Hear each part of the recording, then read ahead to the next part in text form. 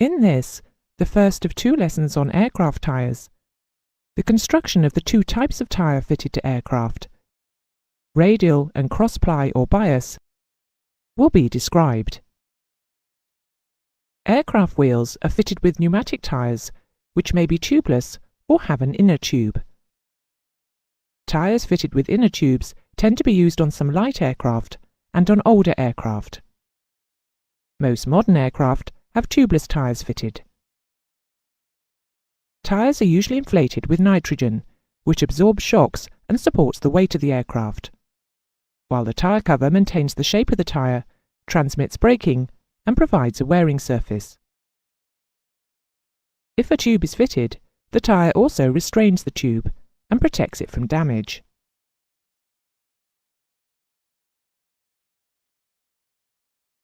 The tyre is divided into regions or sections, as illustrated here.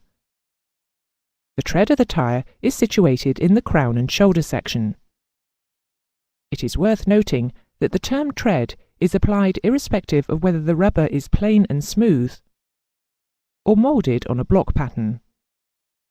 The sidewall allows the tyre to be flexible, and the bead is seated inside the flange of the wheel.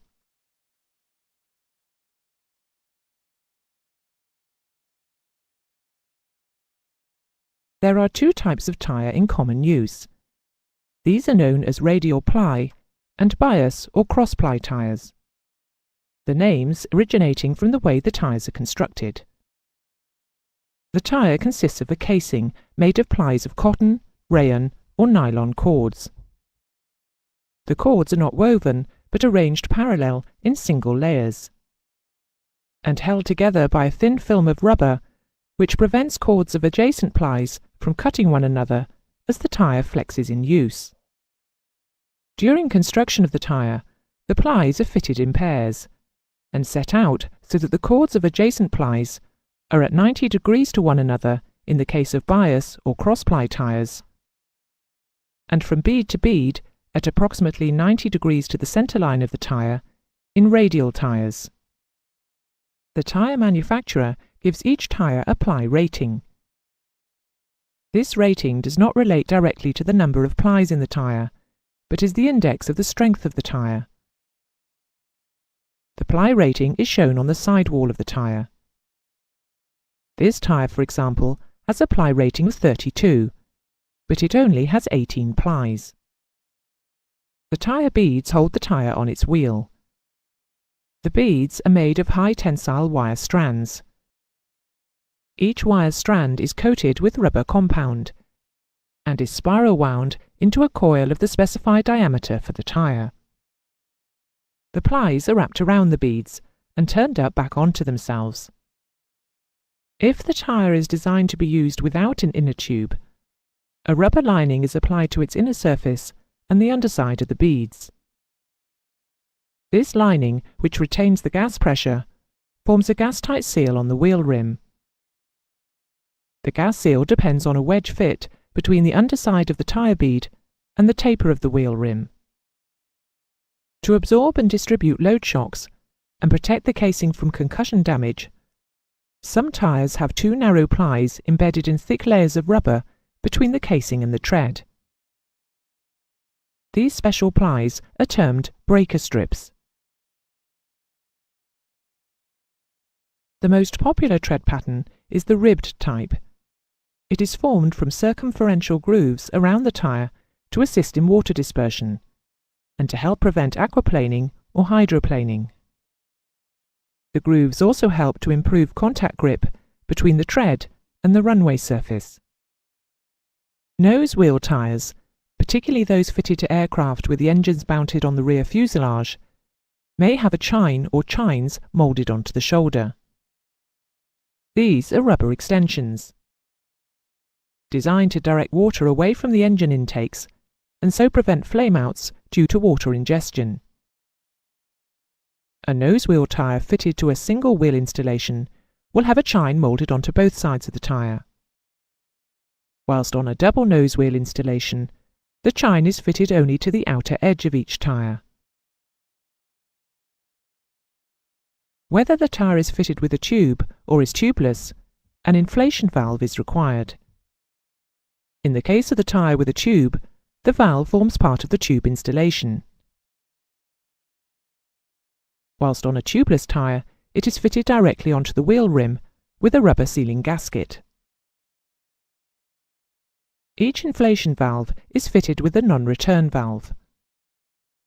The valve core is not considered to be a perfect seal. Therefore, the inflation valve must always be fitted with the valve cap. The valve cap also prevents dirt from entering the valve.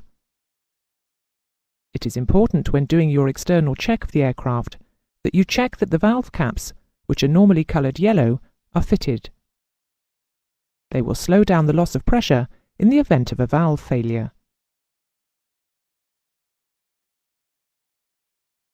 The differences in landing speeds, loading, landing gear surfaces, and landing gear construction of aircraft make it necessary to provide a wide range of tyre sizes, types of tyre construction, and inflation pressures. In terms of inflation pressures, tyres are split into 4 main groups, identified as low, medium, high, and extra high pressure tyres. Low pressure tyres are designed to operate at a pressure of 25 to 35 pounds per square inch, psi, or 1.73 to 2.42 bar. These are fitted to aircraft using grass surfaces for takeoff and landing. Medium pressure tyres operate at a pressure of 35 to 70 psi, or 2.42 to 4.83 bar, and are used on grass surfaces or on medium firm surfaces without a consolidated base. High pressure tyres operate at a pressure of 70 to 90 psi, or 4.83 to 6.21 bar, and are suitable for concrete runways. Extra high pressure tyres are fitted to most large modern airliners. They operate at pressures of over 90 psi, with some tyres of this type being inflated to 350 psi or 24.2 bar. These tyres are suitable for concrete runways. Tyres in use must be kept inflated to the correct pressure, using nitrogen or another inert gas with less than 5% oxygen content, as underinflated tyres may move or creep around the wheel, and overinflated tyres will cause other types of failure. It is estimated that 90% of all tyre failures can be attributed to incorrect gas pressure.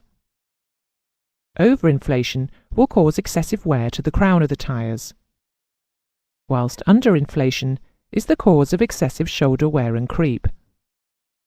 On some modern aircraft, real-time tyre pressures can be displayed on the flight deck, as shown here on this A320 electronic display screen.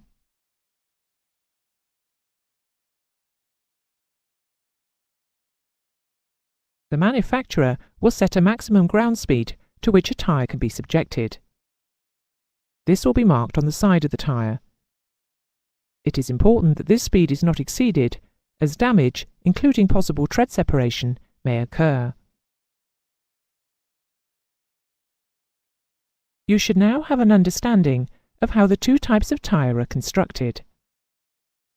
Bear in mind that the ply rating of a tyre is not necessarily an indication of the number of plies. It is an indication of the tyre's strength. You also need to be aware of the effects of both under and over inflation of tyres.